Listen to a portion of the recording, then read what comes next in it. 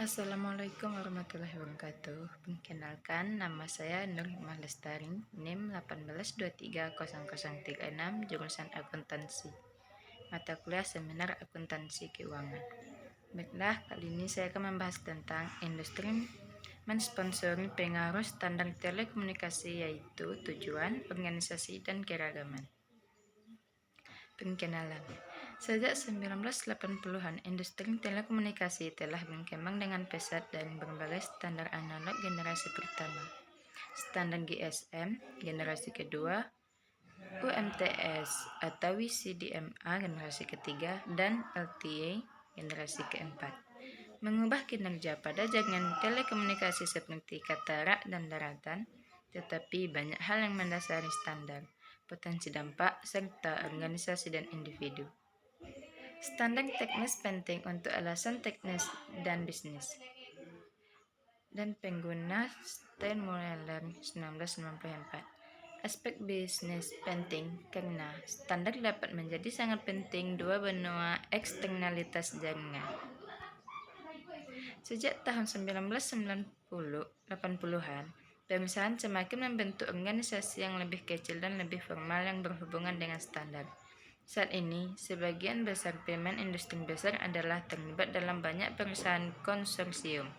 Literatur menunjukkan bahwa sponsor industri peran, khususnya dalam mendorong perkembangan teknologi, yaitu bagaimana sponsor membantu perusahaan penyusunan standar. Kategorisasi yang ada dari konsorsium biasanya melibatkan beberapa kategori, yaitu usia, tahun pendirian, komposisi anggota, kontraktual atau bentuk hukum. Pendekatan ini, kategorisasi yang memadai hanya untuk proses penelitian yang lebih kecil. Namun, ada proses rinci klasifikasi taksonomi perlu memahami dengan baik standarisasi peran konsorsium jauh. Latar belakang dan SSO. SSO sering digunakan secara bergantian dengan SDOS, meskipun ketentuan ini mungkin sama. Rentang sebenarnya dari organisasi diketahui sebagai SSO atau SDOS sangat bervariasi. SSO kuasai formal adalah organisasi yang hampir setiap aspek serupa dengan format SSO. Besar dan hampir mencapai status dan posisi standar terbuka. Pentingnya standar teknis dalam industri telekomunikasi telah meningkat sejak 1980-an, terutama telekomunikasi internasional dan data. Munculnya konsorsium industri tingkat standar. Dalam beberapa cara, konsorsium secara fundamental beberapa dari SSO mencatat bahwa partisipasi kurang biokratis dan lebih efisien dalam bereaksi terhadap kebutuhan pasar. Terlepas dari kesamaannya dengan SSO formal, konsorsium lebih hanya kebebasan menandai struktur, aturan, dan proses.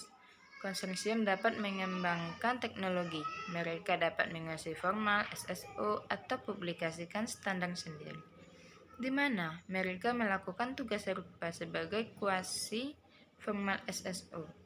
Mereka dapat kontribusikan standar, namun sangat relevan untuk evolusi teknis dalam industri.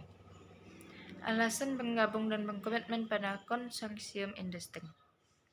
Industri konsorsium adalah kasus lebih spesifik dari kerjasama antar perusahaan. Namun, dalam pengertian ini yang lebih luas, mereka dapat menyebabkan mekanisme penyelarasan karena biasanya terbatas pada dua aktivitas dalam keadaan darurat, tetapi juga memungkinkan diskusi dan koordinasi antara perusahaan dan industri. Jenis konsortia. Upaya untuk mengklarifikasi konsorsium terhalang oleh fakta bahwa konsorsium seringkali mirip. Klasifikasi yang ada biasanya terbatas pada karakteristik umum yang baru seperti tahun yang ditemukan dan jumlah anggota. Untuk memperluas literatur dengan memasukkan ketersediaan data yang memenuhi syarat melalui situs web dan dokumen yang disediakan oleh konsorsium. Metodologi.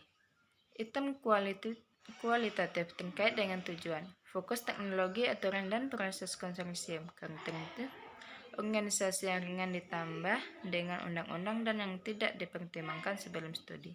Mereka termasuk aturan penerimaan dan pemungutan suara ditambah akses keanggotaan dan penilaian yang mengubah item kualitatif menjadi item kuantitatif. Ada skema yang ditentukan kemudian digunakan untuk yang lain dari sampel. Dan dua pihak secara independen menilai setiap sponsor dan kami membahas penyimpangan untuk mendapatkan penilaian akhir dari item tersebut. Wawasan wawancara 1. Pengembangan teknologi tambahan 2. Pengembangan teknologi awal dan menghindari kepentingan politik 3. Mempromosikan kepentingan grup 4. Mempercepat proses pengembangan standar dan 5.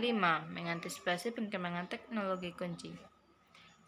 Investigasi terhadap 100 konsorsium. Bab ini menjelaskan beberapa karakteristik dari sampel sponsor dan memberikan beberapa statistik deskriptif untuk memahami dan mendefinisikan kasus-kasus dan persyaratan standar. Kegiatan sertifikasi seringkali dilakukan secara langsung dengan kegiatan pemasaran. Hal ini masuk akal karena konsorsium mengatur sertifikasi produk sesuai dengan standar tertentu yang bertujuan untuk mengembangkan standar.